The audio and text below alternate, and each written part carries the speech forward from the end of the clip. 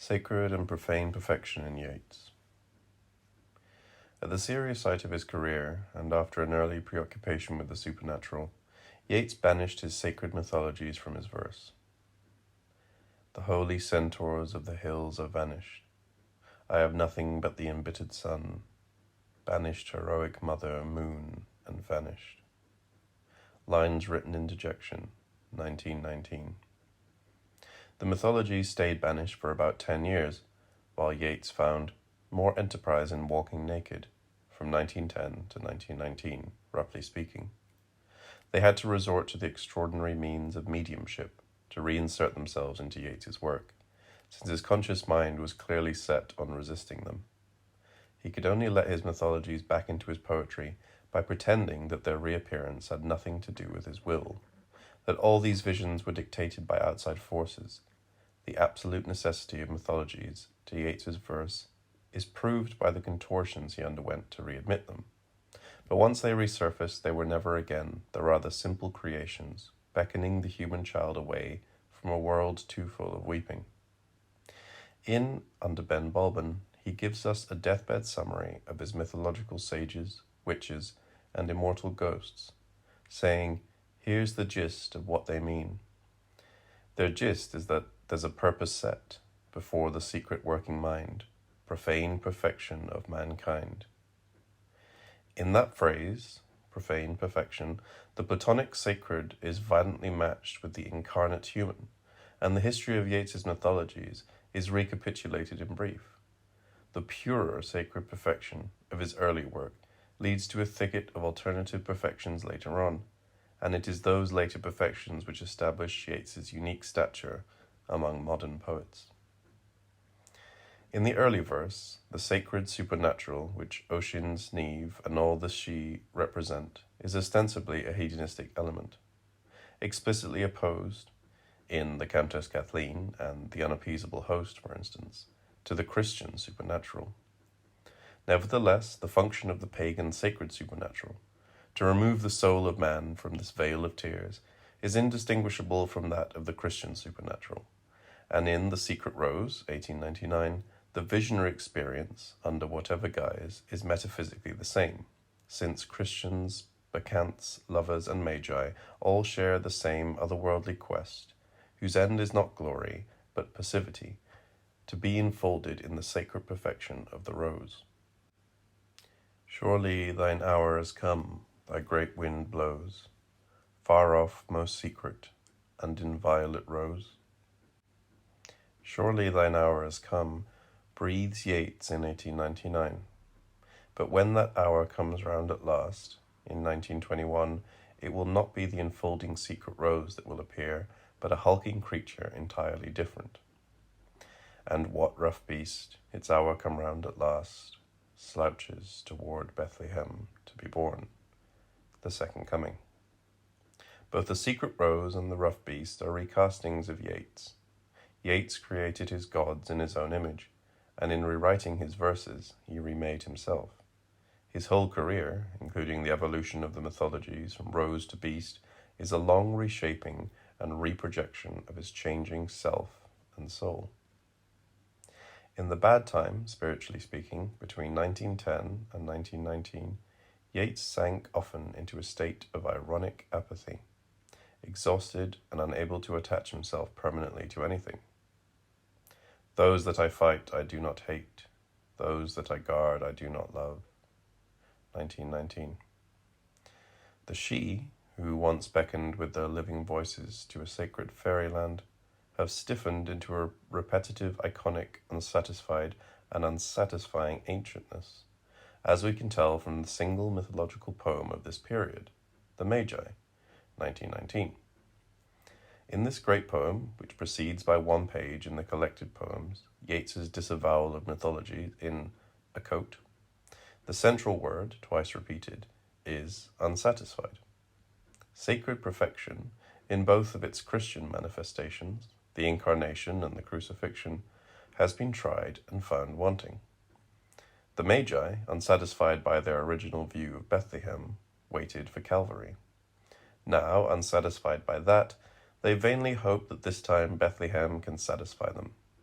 but it is clearly their own hapless fixed yearning which prevents their participation in the uncontrollable or the turbulent. They are ghostly figures, ever the same, ever fixed, ever hovering, ever appearing and disappearing, ever impotent. These sacred figures are no guide to the perplexed. These drifting animated dissatisfactions are of no use to their poet son, and he gives up on them though they continue, now as at all times, to haunt him. The poem marks a dead end. Art, at this point, offers no repose. Like the apparitional magi, drifting in and out of sight, art disappears the instant we stop looking at it, and Yeats's Discontent is a version of the Magi's unsatisfied response. I bade my discontented heart to draw content from beauty that is cast out of a mould in bronze, or that in dazzling marble appears, but when we have gone is gone again, being more indifferent to our solitude than 'twere an apparition. From now on, Yeats vows, he will have no exterior sacred apparitional guiding image, a fairy mistress, a processional magus, an immortal statue, but will have only an image drawn from himself, the mysterious one, most like me, being indeed my double, and yet the most unlike, being my anti-self. 1919. It would seem an end to mythology. But somewhere underground, the mythologies are preparing to reassert themselves, though in a far more problematic manner. In their first appearance before the eyes of Michael Robartes, they seem indeed merely static, allegorized elements of the self. The Sphinx-like intellect, the Buddha-like heart, and the dancer-like creative soul. 1919. The extreme relief at the end of the poem, where Yeats says that he, ignorant for so long, has at last been rewarded by a vision of his true self and its chief principles, comes, I think, from the resurgence of mythologies, even in this semi-allegorical form. There is a beast, there is a Buddha, there is a dancer. What matter if under their guises they are also head, heart, and soul? This vision remains for some time, however, a private one. The isolation of the Irish airman continues, reinforced by Yeats's confusions of feeling over the Easter Rising. His new world of profane perfection of the faculties of the self admits no others but himself. It may be true that a terrible beauty is born, but Yeats patronizes the Irish heroes who lacked that marble or bronze repose Yeats identified with ideal presences. The Irish patriots are regarded not so much with admiration as with pity and commiseration, a forbearance from a harsher judgment. And what if excessive love bewildered them till they died? They died, in short, not of English bullets, but of their own bewilderment of passion, confused and excessive, resembling nothing so much as Yeats's own young self, that sea rider Oisin led by the nose to vain battles. To win Yeats's praise now required something much more bitter than young enthusiasm. However unfair to the 1916 patriots such a judgment may seem, Yeats had become certain as can be that every natural victory belongs to beast or demon. 1921. This statement, immediately preceding the Second Coming, authorizes us to see the demonic beast of that poem as a symbol, strange as it may seem, of natural victory. Yeats's starving gaze into fairyland, starved for the bosom of the fairy bride, has become a gaze blank and pitiless as the sun.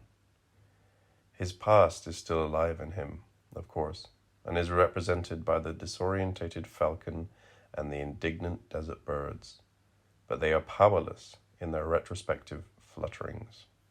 And Yeats's Sphinx, with its massive, slow approach, moves into the ascendant. This beast is now Yeats's tutelary spirit, and its appearance marks, along with Yeats's rejection of the ineffectual magi, a signal and brutal reversion to a mythology no longer a weak conceptualization of Aristotelian faculties, but wholly on the way to the profane, enunciating itself in a harsh poetry. The liberation, if we may call it such, marked by the acknowledgement of hatred and desire, lust and rage, produced a flood of images of profane perfection, first and most beautifully in Sailing to Byzantium, 1928, where for once the sacred and profane perfections, versions of the magi and the beast, exist in perfect equilibrium. In fear that the sensual mode will desert him, Yeats decides to forsake it first, and his salvation from the sensual world is to come about via the sages standing in God's holy fire. Or so it seems.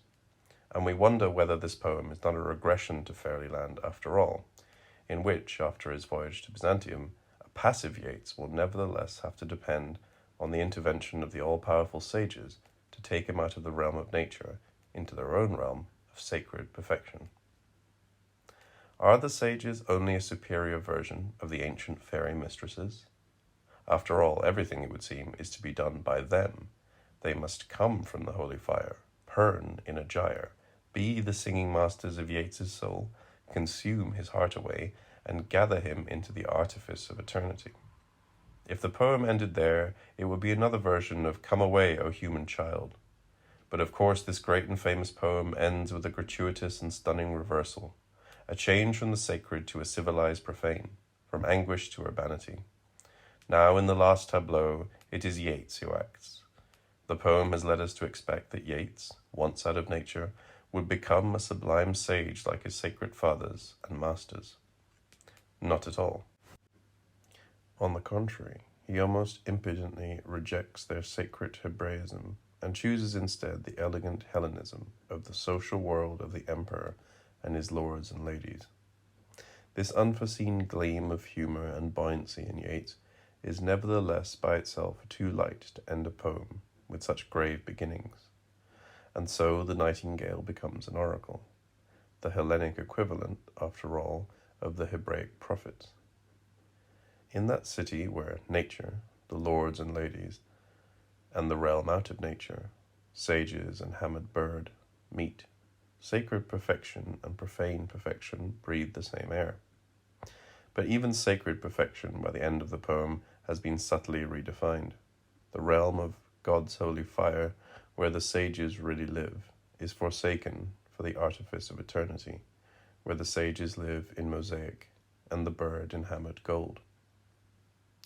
Yeats's later and far more physical male image of profane perfection, as we know from Long-Legged Fly and Under Ben Bulben, is Michelangelo's Adam in the Sistine Chapel, the beautiful mute aspiring animal about to be touched by sacred perfection and thereby given a soul. Leda is the corresponding female image, and the question asked by Leda in the Swan is whether profane perfection, once touched or animated, can any longer be said to be only profane. In short, is there any living profane perfection which does not finally include what we mean by the divine or the sacred? In Leda and the Swan, as in the Second Coming, a profane fleshliness in the sacred itself, in Jove's brute blood, and in the slow thighs of the beast, makes the division ever more equivocal, and complicates our ideas of both the sacred and the profane. What is emphasized is the perennial necessity of Jove for Leda, of Leda for Jove, the beast for Bethlehem, Bethlehem, wakened and waiting with its cradle, set rocking in expectation, for the beast. However, the mutual attraction of the profane and the sacred comes, in human terms at least, to a heartbreaking end. Our worshipping, whether sacred or profane, is at once our exaltation and our undoing, since we ourselves, Yeats tells us, as for the first time since the secret rose, he once again subsumes sacred and profane perfections under one rubric. Imagine and fabricate those presences whose perfections we worship.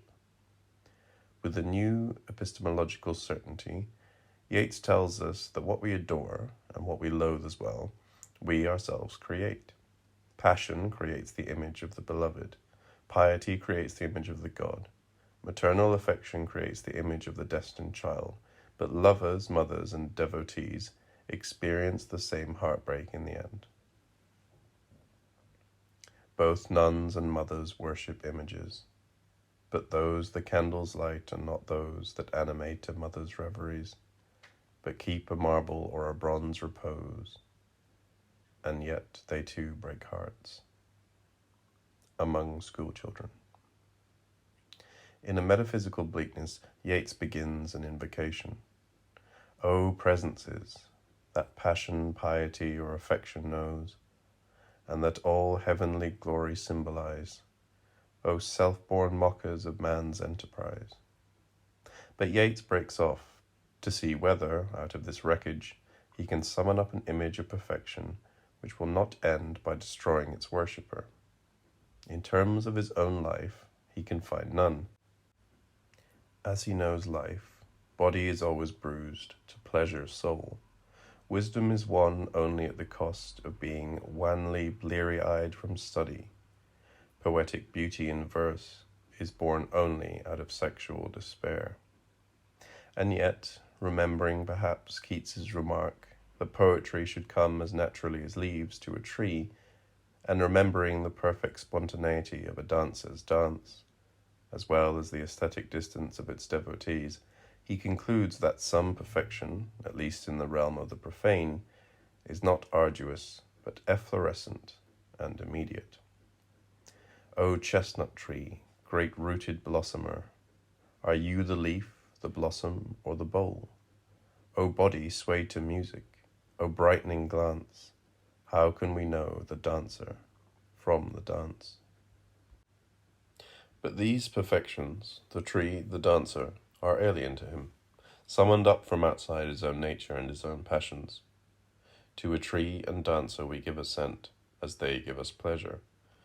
But love, which animates nuns, mothers, and lovers, or, to give it a worse name, self-projection, bears no part in our relation, however visual and pleasurable, to trees and dancers. The tree and the dancer are questioned, as Yeats will later question old rocky face, for an answer which never comes. And yet these unattainable perfections of blossom and dance remain, in the lyric domain, as vividly realized as any of Yeats's more passionate creations. His wishes, even though translated out of passion into aesthetics, continue to match poetic strength with his despairs. Though these final wistful sublimities, the tree and the dancer, are only virtually and not actually present, who will say that Among Schoolchildren ends in dejection?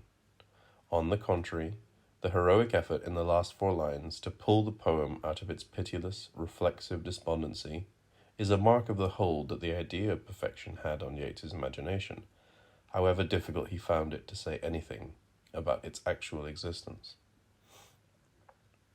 As Yeats comes to believe that we create the perfections we worship, and that it matters very little whether they be sacred or profane, since the humanly tragic end of each is identical, he begins to think differently about the Irish patriots. The sacred perfections of wisdom, beauty, and art are no longer opposed, in Yeats's mind, to the profane perfection of heroism, and so the Irish nationalists can become, like his sages, revelatory personages.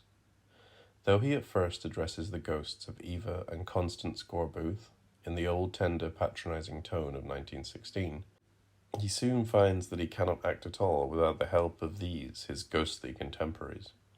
Helpless himself, he entreats them to begin the Holocaust which will consume their common folly and guilt, and his entreaty reminds us of his earlier plea to the sages of Byzantium. Arise, and bid me strike a match, and strike another till time catch. Should the conflagration climb, run till all the sages know we the great gazebo built, they convicted us of guilt. Bid me strike a match and blow. In memory of Eva Gore-Booth and Con Markievicz. More and more, retrospectively, Yeats begins to see his friends as sacred or profane sages, mediums, as though a sterner eye looked through their eye. Maud Gonne's bronze head later becomes such a medium, but the human creature who is the model for the oracular head has vanished in this grim sublimation. The flesh suppressed in the need for a fixed mask through which tragedy can speak. This total disjunction between the girl all full of magnanimity of light and the dark tomb-haunting soul of the head will mark Yeats's cruelest separation between life and sage-like perfection. The game, given the savage judgment of the head, wondering what is left for massacre to save, seems not worth the candle, the sacrifice of a beautiful form. Yeats is again tempted to forsake life entirely, to join forces with the soul, but its seductive promises of eternity and deliverance from the crime of death and birth, so like the promises of the sages in sailing to Byzantium, are answered finally by the brutal patience of the self. I am content to live it all again, 1933.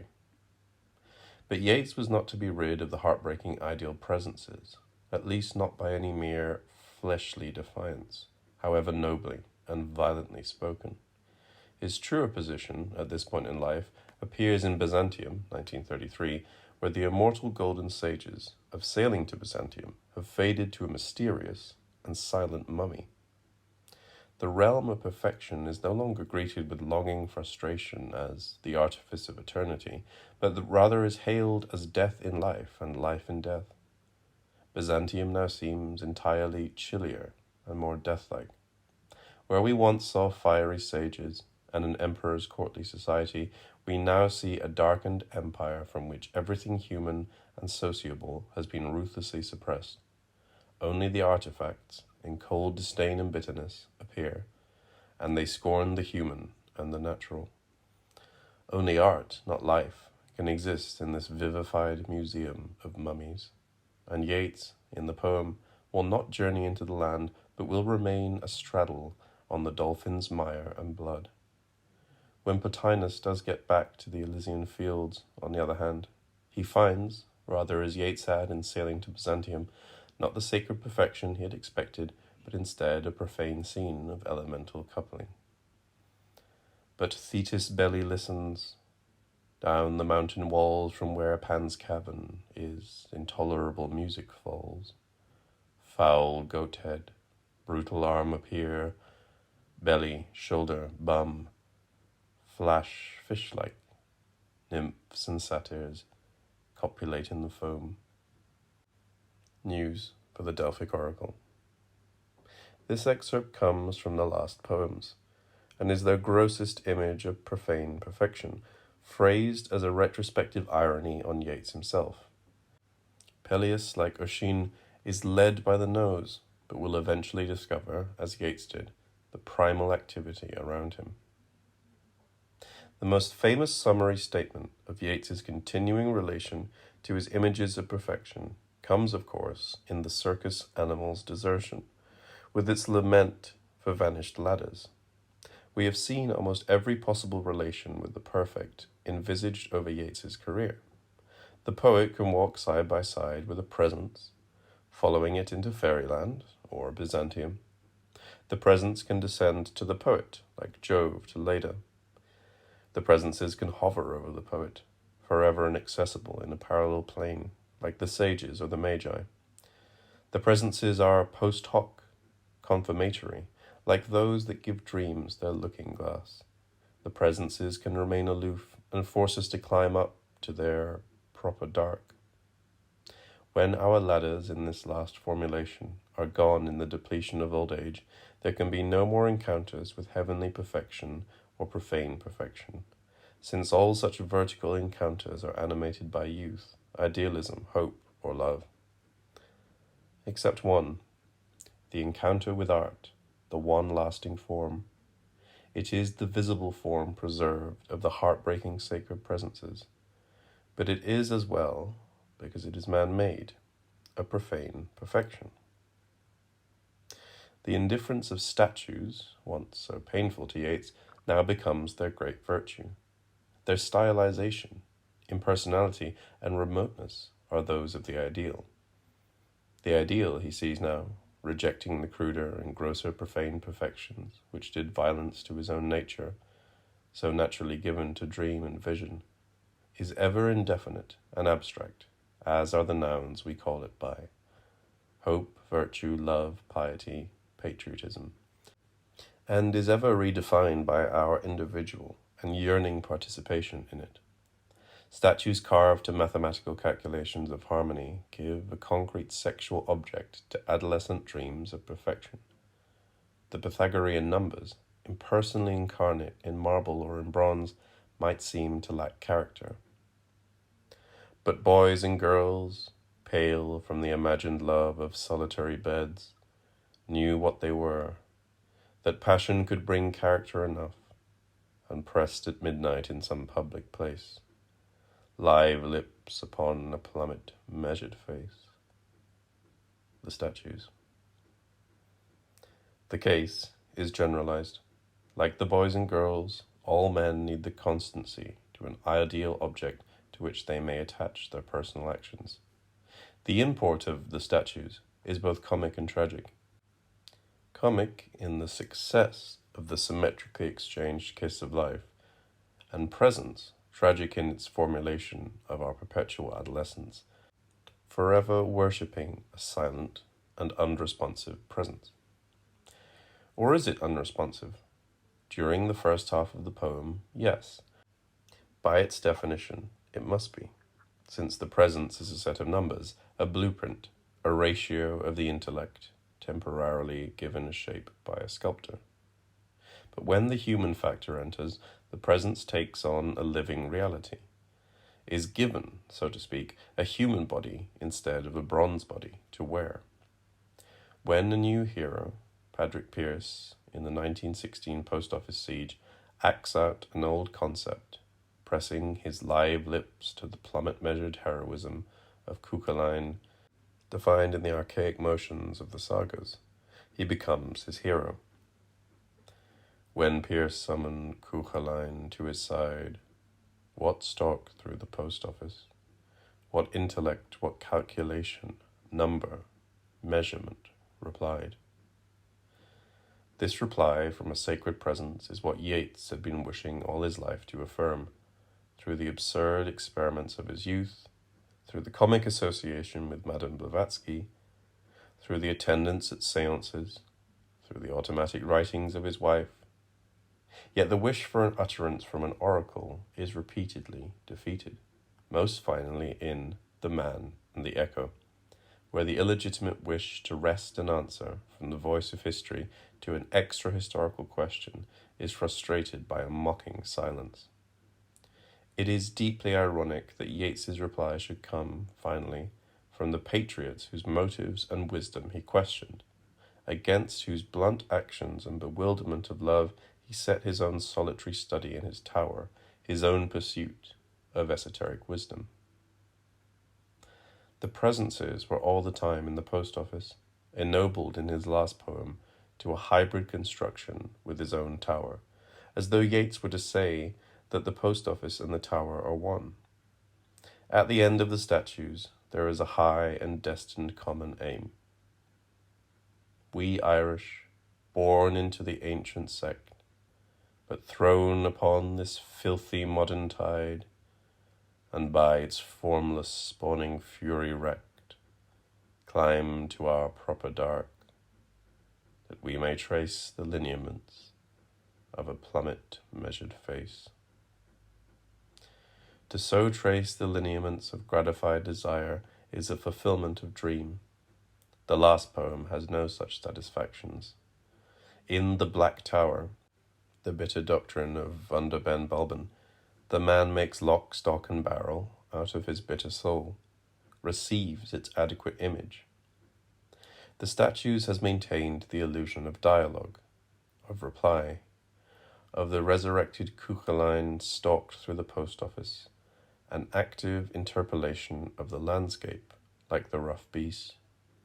But Yeats's bleaker view is that images become tireless and tiring projections of an inaccessible perfection on a constantly self-renewing void. This epistemological exhaustion is countered by a moral stoicism, none the less heroic for its rational absurdity. Bound by an oath to wait till their king returns, the besieged soldiers in the Black Tower wait, knowing their king is dead and buried and will never return.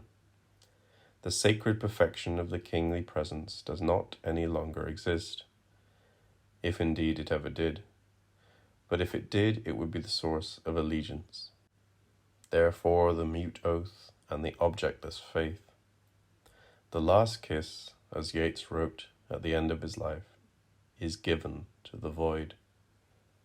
Though the poem is written in terms perfectly anonymous, the heroes are recognizably Yeats's Irish nationalists, answering his earlier question, "Oh, when may it suffice?" with the reply, "Never."